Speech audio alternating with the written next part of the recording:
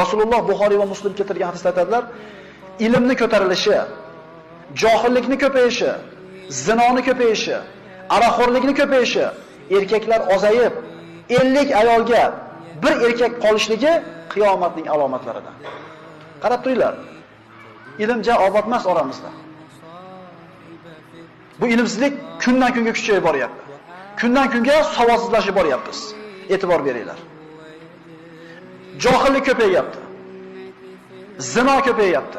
Zinoda turi bilmadim men qanaqa turi bo'lishi mumkin.